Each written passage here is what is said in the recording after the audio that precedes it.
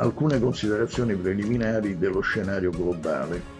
Attualmente oltre il 50% della popolazione mondiale vive in ambienti urbanizzati, ossia in città con oltre 100.000 abitanti. Di questa popolazione, circa 800 milioni di persone vivono in città metropolitane. Si valuta che tale popolazione ha rapporti di scambio di prossimità con la popolazione dell'Interland, creando un'area metropolitana formata da una costellazione di centri con popolazione che varia e oscilla dai 50 ai 100.000 abitanti. Tutti gli studi sul dimensionamento delle città evidenziano nel contesto europeo la soglia massima di 500.000 abitanti quale linea della disfunzione, ove si registrano fenomeni di stress ambientali con conseguenze negative sulla salute della popolazione, sia per effetto del rumore urbano, delle polveri da traffico e della combustione, sia per l'inquinamento elettromagnetico. A tal proposito, gli studi epidemiologici individuano come prevalenti patologie urbane disturbi della nutrizione, come l'obesità, condizione di alto rischio per la salute degli individui che vivono nelle società opulente, che si accompagna spesso con la sottonutrizione della popolazione che vive nelle aree del quarto mondo. Disturbi del comportamento come la diffusione di neurosi e psicosi è il grande ed oscuro capitolo delle malattie psichiatriche.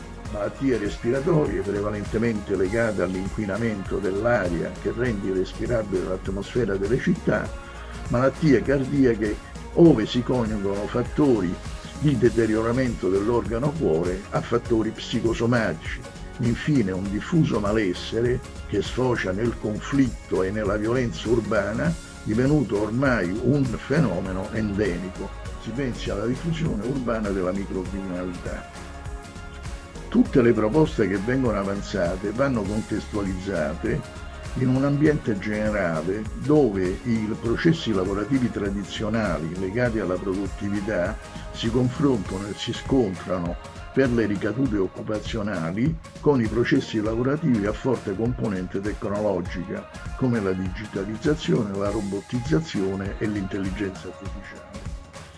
La pianificazione urbana non può essere, come nel passato, riservata alla razionalizzazione della città costruita e all'espansione della città futura, bensì essa deve essere di area vasta, dal limite della città costruita ad un territorio che abbia un raggio minimo di 100 km, ponendo come strategia quella di disincentivare i flussi in entrata di nuovi abitanti con meccanismi fiscalmente penalizzanti, favorire flussi in uscita della popolazione delle città attraverso incentivi fiscali, garantire un'offerta programmata di servizi sociosanitari e scolastici pubblici e gratuiti, promuovere un'offerta di strutture abitative acquistate sul mercato immobiliare del costruito a prezzi popolari e a basso contenuto energetico. Sviluppare infine un'offerta di mobilità veloce su rotaia, di superficie e con sotterranee da destinare prioritariamente ai pendolari. In tal modo si conseguono obiettivi civili e sociali, come a. la riduzione dello stress ambientale, b. l'avvio di una politica urbana che faccia fronte ai bisogni sociali dei cittadini con un alleggerimento della componente demografica e il potenziamento con una migrazione di ritorno delle aree interne vittime di spopolamento e dei loro centri e borghi antichi. La pianificazione di un territorio vasto come l'area metropolitana, con le sue città consolidate e i suoi terreni rurali, deve muoversi secondo tre principi. Il primo è la cubatura zero, il territorio italiano totalmente cementificato con esclusione degli impianti tecnologici di stoccaggio e trattamento dei rifiuti, delle acque, nonché di quello delle acque reflue. Secondo, manutenzione dei sottosistemi civili degli impianti a rete. Terzo, manutenzione straordinaria delle strutture territoriali del servizio sanitario di prevenzione, diagnosi e cura e delle strutture scolastiche di base e superiori.